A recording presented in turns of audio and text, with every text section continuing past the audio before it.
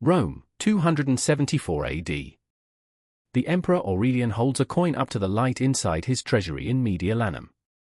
The denarius in his hand is barely recognizable as money.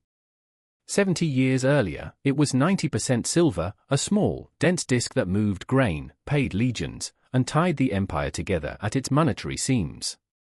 The coin he holds now is bronze with a silver wash so thin it has already worn away around the edges, leaving the dark metal underneath exposed like a confession. His accountants need more coins to pay the soldiers at the frontier. The mint can produce more coins. There is always that option. There is always that option. And so they do it again. That is not a Roman story. That is the story. Every great fiscal crisis in recorded monetary history ends up inside that same treasury, in front of that same calculation. The empire needs more money than it has. Real resources are finite. The press, or the mint, is not.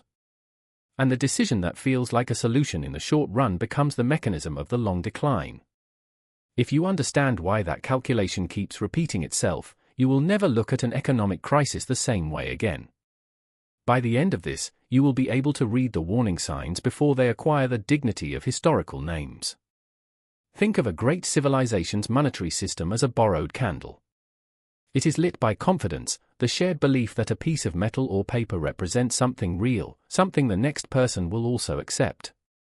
Every empire borrows that candle from the generation that earned the original trust. They pass it down a long corridor of institutions and habits, and it keeps burning. The debasement trap is what happens when, instead of adding wax to the candle to keep it burning, the treasury quietly makes it shorter. The light does not go out immediately. It actually looks fine, for a while. But each shaving takes wax that cannot be put back, and the rate of shortening always accelerates, because the same political pressure that justified the first cut only grows once you have established that the cut is available. The Roman denarius is the model, and it deserves careful attention because its deterioration was not an accident or a theft, it was a budgetary response. By the reign of Septimius Severus in the early 3rd century AD, the military budget had already grown beyond what tax revenue could cover. Severus reportedly told his sons to enrich the soldiers and forget everyone else. The silver content of the denarius, which stood near 90% at the beginning of the 2nd century under the 5 good emperors, fell to roughly 50% by the time of his death in 211 AD, and to around 5% by the 270s. That is not a gradual erosion, that is a near-total destruction within roughly 70 years. Merchants adjusted. Prices in denarii rose. Soldiers demanded more coins to buy the same bread. To pay the soldiers, the mint produced more coins. More coins meant more inflation. More inflation meant louder demands. The feedback loop had no off switch inside its own logic. Now move the map 1500 years east. The Byzantine Empire inherited the Roman administrative genius and maintained something Rome could not, the gold nomisma, later called the hyperpyron, which held its fineness near 96% gold for roughly 7 centuries after Constantine formalized it in the 4th century. That span of monetary stability, 7 centuries, was the financial foundation of Byzantine commercial supremacy in the Mediterranean. Yet by the mid-11th century, emperors facing the same pressures, military expenditure beyond tax capacity, a treasury unable to meet obligations, began shaving the gold content of the hyperpyron. By the reign of Nikephoros III in the 1070s, the gold content had dropped from 96% to somewhere below 50% by most scholarly estimates. The Venetians, who had been using Byzantine currency as a reserve, noticed. They extracted trading concessions as compensation for the trust they were being asked to extend to coins that no longer deserved it. Constantinople's monetary credibility, accumulated over 7 centuries, was spent within decades. The sack of 1204 by the Fourth Crusade does not happen to an empire whose financial credibility is intact. Which empire do you think we are most like right now? Tell me below. Now to the Ming dynasty and the baochao, perhaps the purest paper money catastrophe before the modern era. The Yongle emperor, ruling in the early 15th century, faced the colossal expense of his naval expeditions, his northern campaigns, and the construction of the Forbidden City simultaneously. The baochao, paper currency issued by the state, was meant to solve this. But the government printed more than it could back with metal reserves, and it refused to accept the baochao in payment of taxes at face value, a signal so clear it should have ended the experiment immediately. Instead, it continued. By the mid-15th century, the baochao had lost approximately 90% of its face value in terms of purchasing power. The population simply abandoned it.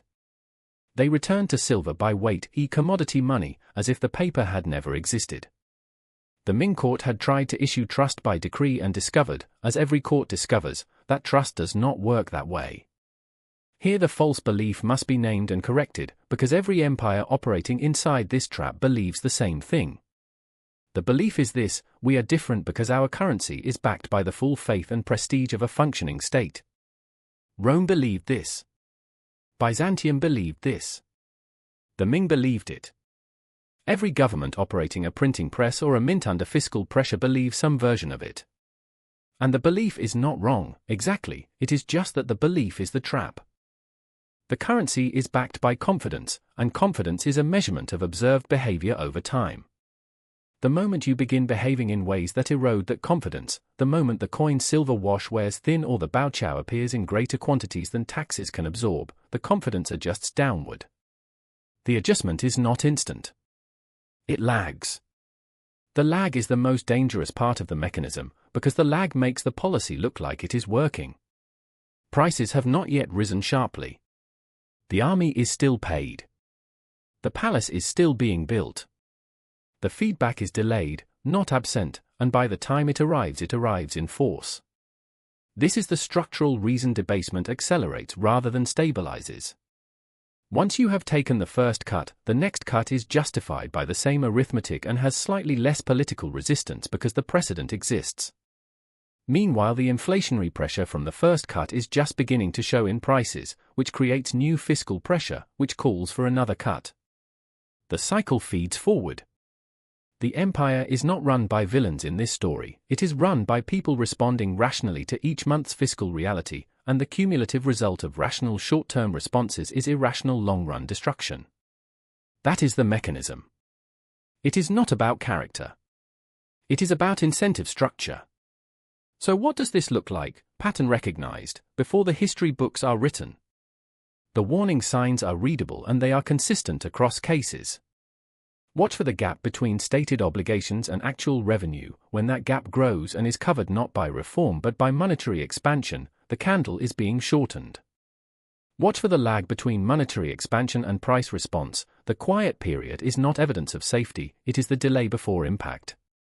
Watch for creditors or trading partners demanding harder assets or stronger terms as compensation for accepting a softening currency, that is the Venetians watching the hyperpyron. Watch for the domestic population hedging away from the official medium of exchange into commodities, foreign coins, or barter, that is Ming merchants returning to silver by weight.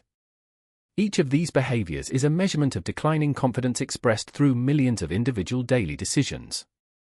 None of them is a conspiracy. All of them are rational responses to an observable monetary deterioration. The ledger does not care about the flag flying above the treasury.